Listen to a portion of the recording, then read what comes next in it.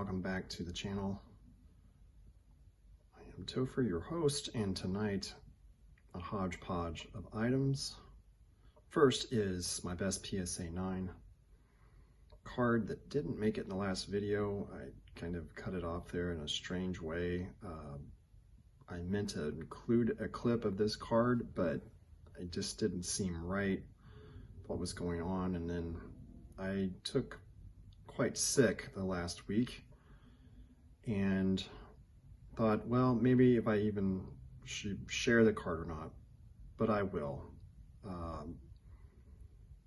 because of two things. First, it's an iconic card of a Hall of Famer that just got into the Hall of Fame, and so congratulations to Ichiro. I enjoyed watching him play. Another player just felt he was going to be a Hall of Famer from day one. The other is to shout out Dylan at Double D Vintage Baseball Cards. Congratulations to him making the Hall of Fame, YouTube Card Hall of Fame, and he had done a recent video of just showing a beautiful collection of his Ichiro cards. So I am kind of altering this one a bit to show a little bit of a different take than I had on the original clip I had filmed for the Ichiro card. Besides that, I wanted to express a good luck to those teams and their fans that are on the channels here that are in the Super Bowl. So we've got 1958 Topps Tom McDonald on the right for the Eagles, and on the left is Len Dawson, quite possibly their greatest quarterback ever for the Kansas City Chiefs, versus today, maybe Mahomes at the end of his career will be considered the better quarterback of the two in franchise history, but before Mahomes, it's hard to argue that Len Dawson was not it. And yes, there were some eras of different quarterbacks there that were pretty good, but it's probably safe to say that Len was the guy before the guy came along. So now I'm going to rearrange a little bit. You can see in the background what this is going to be about, this video, some of this video is going to be about, and be back in a second. And I'm back. Tonight we're going to do a video on 1959 Topps as baseball, as you can kind of see here. Recently, Orlando from A Collector's Dream did a nice video on this set. He's got way more of those cards than I do. Here's a few of mine. Congratulations to Orlando on making the YouTube Sports Card Hall of Fame. In 1959, the FBI story was released, starring Mr. All-America himself, Jimmy Stewart. Stewart was born in Indiana, Pennsylvania on May 20th of 1908, back in the aughts, as they called them then. He flew B-17s on real bomber missions during World War II in the U.S. Army Air Force, and he helped to pummel the Nazis' industrial might to their knees circa 1943 to 45. After the war, he stayed in the United States Air Force Reserve for many years and allegedly flew on a B-52 mission. That was the actual plane that followed, can trace its lineage back to the B-17, the Boeing B-52, on a mission to North Vietnam. His co-star in the FBI story, Vera Miles, plays his wife. Given the Bureau has been in the news lately, I thought maybe people might like to give this movie a look. It depicts a young man fresh out of law school, recruited to join a new federalized law enforcement agency, along with his recently being married to his wife.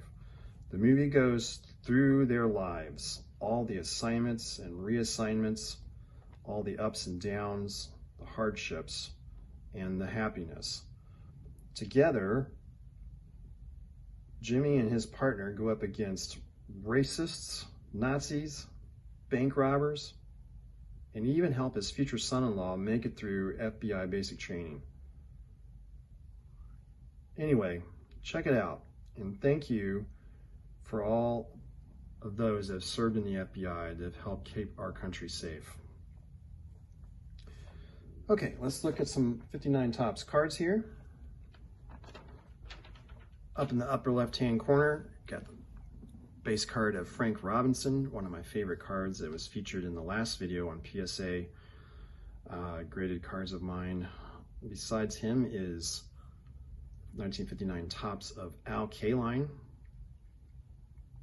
This Kaline card is one I've always wanted, but found it ungraded and sent it in, and it just looks beautiful in that SGC slab. On the other side of Jimmy Stewart there is the 59 Topps Ted Kluszewski, his second year in a Pittsburgh Pirates uniform and no longer with the Cincinnati Reds. We've had plenty of videos about that in his career in recent times.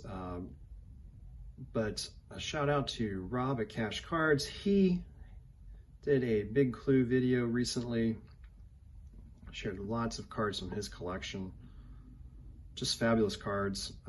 But he had an interesting story take on how the Clue injured himself.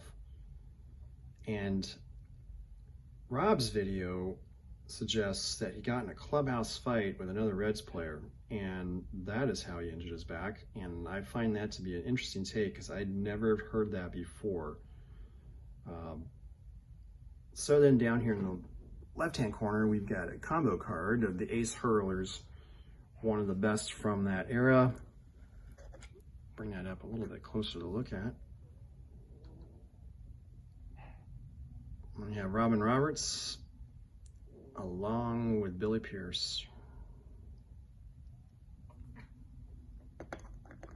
Even though it's 1960 Topps design or based on that, here is Jimmy Stewart, that we were talking about earlier from being in the FBI story. He also was in another movie loosely based on his life as an actual pilot in the Air Force, called Strategic Air Command, which came out in a similar time period.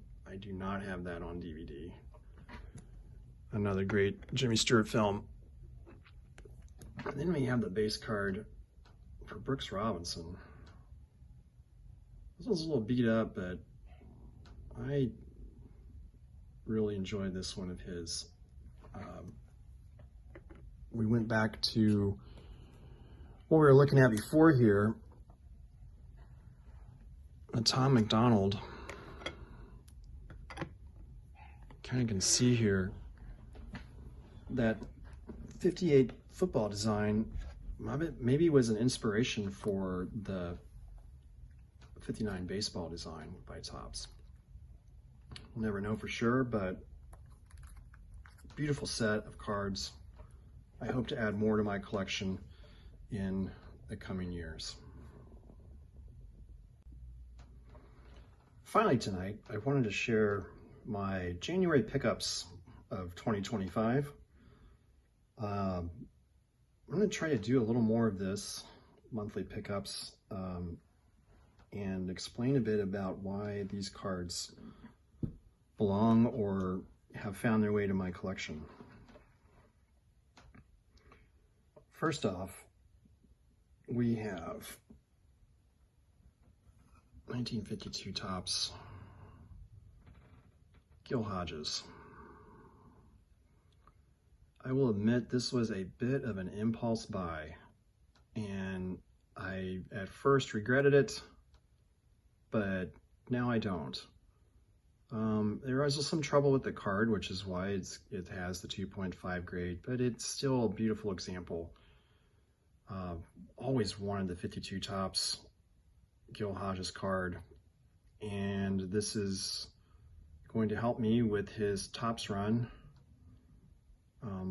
I may go with I don't know if I'll ever go for his rookie card since it's awful expensive, but I definitely think I will try to do at least his Topps run and maybe add some Bowman years in there. He is what I consider one of my home state heroes and a player that I like to collect, and we'll see if I do his run. But this is a big help for that. 52 tops, Gil Hodges. Very nice card.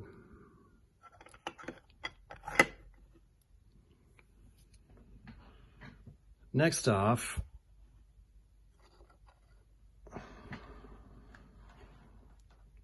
switch to a little football.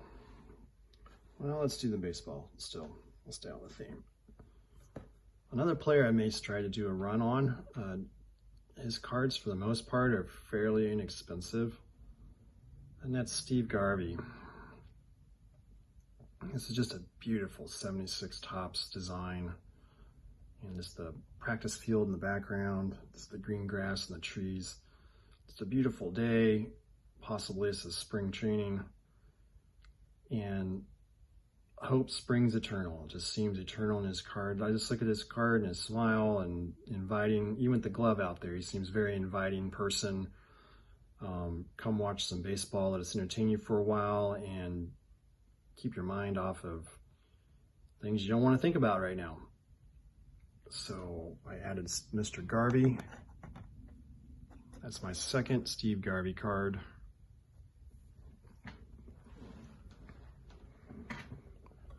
Third is switch to football here. Wasn't planning on adding this card, but it was at such a great price. I picked up 1970 tops Earl Morrell.